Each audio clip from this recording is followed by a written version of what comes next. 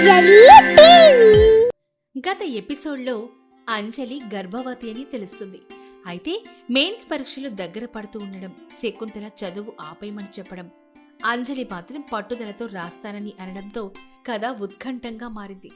ఇక ఇప్పుడు ఫిబ్రవరి చివరి వారం అయినప్పటికీ ఆ ఏడాది చలి తీవ్రత ఏమాత్రం తగ్గలేదు. అంజలి తన గదిలో కూర్చొని చదువుతూ ఉంది. వంటింట్లో గిన్నెల శబ్దం వినిపిస్తోంది. శకుంతల ఏదో గొడుగుతూ పని చేసుకుంటోంది. అది విని అంజలి లేవబోయింది. అంతలోనే అరుణ్ గదిలోకి వచ్చాడు. అంజలి, కూర్చో, నువ్వు లేవద్దు. అరుణ్, అత్తయ్య గారు ఒక్కరే కష్టపడుతున్నారు. ఇప్పటికే ఆమెకి మోకాళ్ళ నొప్పులు, కీళ్ళ నొప్పులు ఉన్నాయి కదా, నేను వెళ్ళి సాయం చేస్తాను.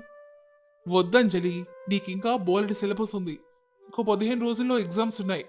నువ్వు ఇప్పుడు వంటింట్లోకి వెళ్తే అలసిపోయి చదవలేవు. కానీ తప్పదు కదా అరుణ్. తప్పదని ఎవరు చెప్పారు? ఇటు చూడు. అరుణ్ తలుపు వైపు చూపించాడు. అక్కడ ఒక ఆవిడ నిలబడుంది, చూసావా? ఎవరరుణ్ ఆవిడ? ఈమె కమలమ్మ. మన పక్కింటి ఆంటీ రిఫర్ చేశారు. ఈ రోజు నుంచి ఇంటి పనులన్నీ ఈ కమలమ్మే చూసుకుంటుంది. వంట, అంట్లు, బట్టలు అన్నీ. హాల్లో ఉన్న శకుంతల ఈ మాట విని గబగబా వచ్చింది. ఏరా అరుణ్, నన్ను అడగకుండానే పని మనిషిని పెట్టేశావా? ఇప్పుడు ఈ కమలమ్మకి జీతం ఎవరిస్తారు? అయినా కోడలు ఇంట్లో ఉండి పని మనిషి ఏంట్రా? అమ్మా, అంజలి పరిస్థితి నీకు తెలుసు కదా. డాక్టర్లు రెస్ట్ తీసుకోమన్నారు. నువ్వు చేయలేవు, అందుకే పెట్టాను. జీతం విషయం నువ్వు ఆలోచించకు. సరేలే, నీ ఇష్టం. కమలమ్మ, రా లోపలికి రా. పని శుభ్రంగా చెయ్యాలి, లేకపోతే మా కోడలు ఊరుకోదు. కమలమ్మ రాకతో అంజలికి శారీరక శ్రమ తగ్గింది. కానీ సిలబస్ మాత్రం అయిపోలేదు. హిస్టరీ, ఎకనామీ ఇలా చాలా చదవాలి. రాత్రులు కూర్చొని చదువుతుంటే నడుము నొప్పొస్తోంది. చలికి కాళ్ళు వస్తున్నాయి. 2 రోజుల తర్వాత అంజలి చాలా టెన్షన్గా ఉంది. చేతిలో ఎకనామీ పుస్తకం ఉంది, కానీ మైండ్లోకి మాత్రం వెళ్ళడం లేదు. అప్పుడు అంజలి తనలో తాను, దేవుడా, ఇంకా 4 యూనిట్లున్నాయి. రివిజన్ ఎప్పుడు చేయాలి? ఈ చలికి నిద్ర వచ్చేస్తోంది. అరుణ్ కూడా ఆఫీస్లో బిజీగా ఉన్నారు. నాకు సాయం చేసే వాళ్ళు ఎవ్వరూ లేరా? సరిగ్గా అప్పుడే ఇంటి బయట ఒక ఆటో ఆగిన శబ్దం, గేటు తీసిన శబ్దం. అమ్మా, అంజలి వదినా అంటే గట్టిగా పిలిపినిపించింది. అంజలి, శకుంతల, రాఘవయ్య గారు బయటకొచ్చారు. అక్కడ రాధిక నిలబడింది. రాధిక, ఏంటే ఒక్కదానివే వచ్చావు? అల్లుడుగారు రాలేదా? ఆయన బిజీ అమ్మా, నేనే వచ్చాను మిమ్మల్ని సర్ప్రైజ్ చేద్దామని. రాధిక, అంతా క్షమే కదమ్మా? క్షేమమే వదినా. నీ గురించి అన్నయ్య ఫోన్లో చెప్పాడు. ఎగ్జామ్స్ దగ్గర పడుతున్నాయి, నువ్వు టెన్షన్ పడుతున్నావని, అందుకే వచ్చేసాను వదినా. అంటే పుట్టింటి మీద బెంగతో రాలేదా? మీ వదిన కోసం వచ్చావా? అబ్బా లేదులే అమ్మా, నీకోసం కూడా వచ్చాను. కానిప్పుడు మిషన్ వేరు. వదినా, నేను డిగ్రీ సప్లిమెంటరీ రాస్తున్నప్పుడు నువ్వు రాత్రులు మేలుకొని నాకు పాఠాలు చెప్పావు. నా కోసం నీ పనులన్నీ మానుకున్నావు. ఆ రోజు నువ్వు లేకపోతే ఈరోజు నేను ఇలా సంతోషంగా ఉండేదాన్నే కాదు. అదంతా ఎందుకులే రాధిక, అది నా బాధ్యత. ఇది నా బాధ్యత వదినా. నిన్ను ఆఫీసర్గా చూడాలని నాకు ఆశగా ఉంది. ఈ 10 రోజులు నువ్వు వంటింటి వైపే చూడొద్దు. కమలమ్మకి తోడుగా నేనుంటాను. వంట మొత్తం నేనే చేస్తాను. నువ్వు కేవలం చదువుకో. ఏంటే, నువ్వు వంట చేస్తావా? నీకేమొచ్చని? అన్నీ వచ్చమ్మా, కొత్త వంటలు కూడా నేర్చుకున్నాను. ఈరోజు నా చేతి వంట రుచి చూపిస్తానుండు. అంజలి కళ్లల్లో ఆనంద బాష్పాలొచ్చాయి. రాధికలో వచ్చిన మార్పు చూసి రాఘవయ్య గారు మురిసిపోయారు. ఆ రాత్రి సమయం 11 గంటలు. అంజలి ఏమో గదిలో చదువుకుంటోంది.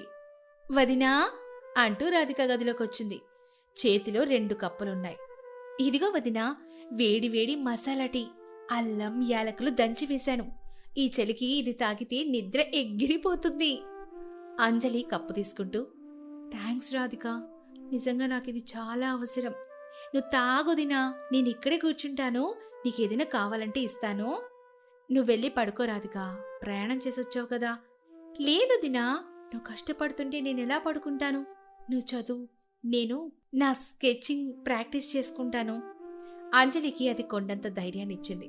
తాను ఒంటరి కాదు అన్న భావన ఆ చలి రాత్రిలో ఆమెకి వెచ్చని ఆత్మవిశ్వాసాన్ని ఇచ్చింది. హాల్లో నుంచి శకుంతల ఇదంతా చూస్తోంది. రాఘవయ్య గారు ఆమె పక్కనే నిలబడ్డారు. చూసావా శకుంతల, నీ కోడలు కూతురు ఎంత అన్యోన్యంగా ఉన్నారో. ఒకరి గెలుపు కోసం ఒకరు కష్టపడుతున్నారు. ఇదే కదా మనకు కావాల్సింది. అవునండి, నేను అనవసరంగా అంజలిని ఇన్నాళ్ళు దూరం పెట్టాను. రాధికను మార్చింది అంజలి ప్రేమి. ఆ అమ్మాయి తప్పకుండా గెలుస్తుంది. అది పరీక్ష రోజు. అంజలి తయారై హాల్లోకొచ్చింది. కడుపు కొంచెం కనిపిస్తోంది. ముఖంలో కాస్త నీరసం ఉన్నా కళ్ళల్లో గెలుపు తాలూకా మెరుపుంది. శకుంతల దేవుడి గదుల నుంచి హారతి పళ్ళం తీసుకొచ్చింది. అంజలికి హారతిచ్చింది. విజయోస్తు. అంజలి, జాగ్రత్తగా ఎల్లిరమ్మా తల్లి. నీ కడుపులో ఉన్న బిడ్డ కూడా నీకు సాయం చేస్తాడు. ఏ టెన్షన్ పెట్టుకోకు. ఆశీర్వదించండి అత్తయ్య గారు. అంజలి శకుంతల కళ్లకు నమస్కరించింది. వదినా, పెన్నులు, హాల్ టికెట్స్ అన్నీ పెట్టాను. వాటర్ బాటిల్ కూడా ఉంది. All the best. పదంజలి, లేట్ అవుతోంది. అంజలి కారెక్కింది. కుటుంబం మొత్తం గేటు దగ్గర నిలబడి టాటా చెప్పారు. ఆ దృశ్యం చూసిన అంజలికి నేను ఖచ్చితంగా సాధిస్తాను అని నమ్మకం బలపడింది. పరీక్షలన్నీ పూర్తయిపోయాయి. అంజలి ఇంటికి రాగానే శకుంతల, రాధిక ఆమెను ఎంతో ఆప్యాయంగా చూసుకున్నారు. అంజలికి విశ్రాంతి దొరికింది. కొన్ని నెలల తర్వాత గ్రూప్స్ మెయిన్ ఫలితాలు ఈ రోజే విడుదలవుతున్నాయి. ఉదయం నుంచే ఇంట్లో ఉత్కంఠ వాతావరణం నెలకొంది. అరుణ్ ఏమో ల్యాప్టాప్ ముందు కూర్చున్నాడు. వెబ్సైట్ ఓపెన్ అయింది అంజలి. లిస్టు డౌన్లోడ్ అవుతోంది. అరుణ్, నా హాల్ టికెట్ నంబర్ అక్కడే రాసిపెట్టాను చూడండి. అందరి గుండెలు వేగంగా కొట్టుకుంటున్నాయి. అరుణ్ ఏమో దిగాలుగా, నో మ్యాచ్ ఫోన్ అని వస్తోంది అంజలి. ఒక్కసారి మళ్ళీ చూడండి అరుణ్, సరిగ్గా టైప్ చేశారా? లిస్ట్ మొత్తం స్క్రోల్ చూసినా ఎక్కడ అంజలి నీ నంబర్ కనిపించడం లేదు. నిజంగానా అరుణ్? సారీ అంజలి, ఈ లిస్ట్లో నీ నంబర్ లేదు. హాల్లో నిశ్శబ్దం. అంజలి కళ్ళల్లో నీళ్లు సుడులు తిరిగాయి. అంత కష్టం, ఆ చలి రాత్రులు అన్నీ కళ్ల ముందు మెదిలాయి. అదేంటన్నయ్యా, వదిన అంత బాగా రాసింది కదా, ఖచ్చితంగా ఏదో పొరపాటు జరిగి ఉంటుంది. శకుంతల అంజలి దగ్గరకొచ్చి ఆమె భుజం మీద చెయ్యేసింది. ఏడవకు తల్లి, నువ్వు ఎంత కష్టపడ్డావో నాకు తెలుసు. ఫలితం రాలేదని బాధపడకు. నీ ఆరోగ్యం ముఖ్యం. అయినా ఇలాంటి పరీక్షలు నువ్వు మరోసారి రాయొచ్చుగా తల్లి. ఇప్పుడు బాధపడకమ్మా. అవునమ్మా, ఓటమి గెలుపుకి తొలమెట్టు. నువ్వు దిగులు పడకు. అంజలి కన్నీళ్లు దిగమింగుకొని, పర్లేదత్తయ్య గారు, బహుశా నా రాతలో నేను ఆఫీసర్ అయ్యే భాగ్యం లేదేమో. నేను అలసిపోయాను, కొంచెం సేపు పడుకుంటాను. అంజలి తన గదిలోకి వెళ్ళిపోయింది. ఆమె వెనక వెళ్దామనుకున్న అరుణ్కి శకుంతల ఆపింది. కాసేపు ఆ పిల్లని ఒంటరిగా ఉండనివ్వు. ఆ బాధని బయటకు రానివ్వాలి. ఆ రాత్రి ఎవ్వరూ సరిగ్గా భోజనం చేయలేదు. ఇల్లంతా విషాదం అలుముకుంది. మరుసటి రోజు ఉదయం రాఘవయ్య గారు వరండాలో ఉండగా అప్పుడే పేపర్ వచ్చింది. ఆయనకు పేపర్ తీయాలని అనిపించలేదు, కానీ అలవాటు ప్రకారం తీశారు. గ్రూప్ ఫలితాలు విడుదల, జిల్లాకే గర్వకారణం. రాఘవయ్య గారు పైన చూశారు. కింద ఫోటోల వరుసంది. అందులో ఒక ఫోటో చూడగానే ఆయన కళ్ళు జిగేలుమన్నాయి. ఓ శకుంతల, అరుణ్, రాధిక, తొందరగా రండి రండి. అందరూ కంగారుగా వచ్చారు. అంజలి కూడా వచ్చింది. ఏమైందండి? ఏంటి? ఎందుకలా అరుస్తున్నారో? చూడండి, పేపర్ చూడండి. మన అంజలి ఫోటో ఫ్రంట్ పేజీలో వచ్చింది. అరుణ్ పేపర్ లాక్కొని చూశాడు. అక్కడ అంజలి ఫోటో కింద ఇలా రాసింది: రాష్ట్ర స్థాయి ర్యాంకుతో తహసీల్దారుగా ఎంపికైన కె అంజలి. వావ్ అంజలి, నువ్వు తహసీల్దారు అయ్యావు. అంజలి నమ్మలేనట్టు పేపర్ తీసుకొని చూసింది. నిజమే, తన ఫోటో, తన పేరు. కానీ నిన్న లిస్టులో నా పేరు లేదు కదండి. అరుణ్ పేపర్ మొత్తం చదివాడు. కింద ఒక చిన్న బ్లాక్లో మ్యాటర్ ఉంది. ఇదిగో ఇక్కడ రాసింది చూడండి. సాంకేతిక కారణాల వల్ల తహసీల్దార్ మరియు డిప్యూటీ తహసీల్దార్ పోస్టులకు ఎంపికైన వారి జాబితా మెయిన్ లిస్ట్ తో పాటు కాకుండా విడిగా అనెక్సర్ 2లో విడుదల చేశారు. అయ్యో, నేను నిన్న మెయిన్ స్లాట్ మాత్రమే చూశాను నానా. సపరేట్ గా వచ్చిన ఈ లిస్ట్ ని చూడలేదు. అంటే అంటే వదిన సెలెక్ట్ అయింది, అది తహసీల్దార్గా. చాలా ఆనందంగా ఉందన్నయ్య. మా వదిన ఆఫీసర్ అయ్యిందో. శకుంతల ఆనందానికి అవధుల్లేవు. నా బంగారు తల్లి, నాకు తెలుసులే, నువ్వు మామూలు దానివి కాదే తల్లి. తహసీల్దార్ అంటే మాటలా? అంజలి కళ్ళల్లో నుంచి ఆనంద బాష్పాలు రాలే. మామయ్య గారు, అత్తయ్య గారు, ఇది మీ ఆశీర్వాదం. కా తల్లి, ఇది నీ కృషితో వచ్చిన ఫలితం. ఆ చలిలో ఆ కష్టాల్లో నువ్వు పడ్డ శ్రమకి ఆ దేవుడిచ్చిన బహుమతి. అంతలోనే ఫోన్లు మోగడం మొదలయ్యాయి. బంధువులు స్నేహితులు అందరూ ఫోన్స్ చేసి శుభాకాంక్షలు చెప్తున్నారు. ఆ రోజు సాయంత్రం ఇంట్లో స్వీట్లు పంచుతున్నారు. అంజలి కుర్చీలో కూర్చొనుంది. శకుంతల, రాధిక ఆమె పక్కనే ఉన్నారు. అత్తయ్య గారు, నా పోస్టింగ్ మన జిల్లాలోనే వచ్చిందట. అవునా? చాలా సంతోషం అంజలి. నువ్వు ఉద్యోగం చేయి, ఆఫీసర్గా అందర్నీ శాసించు. కానీ ఇంటికి రాగానే మాత్రం నువ్వు నా కోడలివే. నీ బిడ్డని, నిన్ను చూసుకునే బాధ్యత నాది, రాధికది. అవును వదినా, నీ బిడ్డకి నేను డిజైనర్ బట్టలు కుడతాను. మరి నేను? మీరు ఈ తహసీల్దార్కి పర్సనల్ అసిస్టెంట్. అందరూ గట్టిగా నవ్వారు ఆ మాటకి. ఒకప్పుడు ఆ ఇంట్లో చలిగాలిలో మనస్పర్ధలు ఉండేవి. కానీ ఇప్పుడు ఆ ఇల్లు ప్రేమతో, విజయంతో, వెచ్చని బంధాలతో నిండిపోయింది. ఒక కొత్త కోడలు తన ఓర్పుతో, నేర్పుతో, పట్టుదలతో ఆ ఇంటి రూపురేఖల్ని మార్చేసింది. శుభం. శకుంతలకు డబ్బుపై ఆశ ఎక్కువ. అందుకే ఏ పని చేసినా డబ్బుని ఆశిస్తూ ఉంటుంది శకుంతల. అలా ఒకరోజు తన భర్త రాంబాబు ఇంటికి రాగానే, ఏమోయ్, కాస్త టీ నీళ్ళు తెచ్చివవే, తల పగిలిపోతుంది. మీకు కావలసింది మీకిస్తాను, అయితే నాకేంటి? నాకేంటని అడుగుతున్నాను. నీకేం కావాలో చెప్పు. టీ నీళ్ళు ఇవ్వడానికి ఓ 10 కొట్టండి. ఒకవేళ అన్నం కావాలంటే ఇంకో 25 కొట్టండి. ఇక స్నానానికి వేణీళ్లు పెట్టాలంటే ఒక ధరుంది. అయితే మీకు పనులు చేయాల్సిన పని లేదు మహాప్రభో, ఇక మీరు దయచేయండి. ఓసి నీ దుంపదగా, కాస్త ఆపవే ఆ ధరలు. ఇదేమన్నా వ్యాపారం అనుకున్నావా ఏంటి? నేను నీ మొగుణ్ణి. నాకు నువ్వన్ని పనులు చేయాల్సిందే, దానికి డబ్బులివ్వాల్సిన పని లేదు. రాను రాను మొగుళ్ళంటే ఈ పిల్లాడికి లెక్కే లేకుండా పోయింది. చాటంత నోరేసుకుని ఇష్టం వచ్చినట్టు తిప్పడం తప్ప ఇంకేమీ తెలియటం లైలకి. ఇక నేను మాట్లాడను. నేను మాట్లాడాలంటే నా చేతిలో డబ్బులు పెట్టాల్సిందే. నీ కడుపు మంట ఎంతకు దిగిచ్చావే. నువ్వివ్వకపోతే ఏంటి? నా కాళ్ళు అంజలి ఉందిగా. ఎమ్మా అంజలి, అంజలి, ఎక్కడున్నావమ్మా, ఎక్కడున్నావు అంటూ రాంబాబు అరవగానే అక్కడికి అంజలి వస్తుంది. అంజలి వస్తూ వస్తూ తన మామగారిని చూసి చాలా హుషారుగా మాట్లాడాలి అనుకుంటుంది.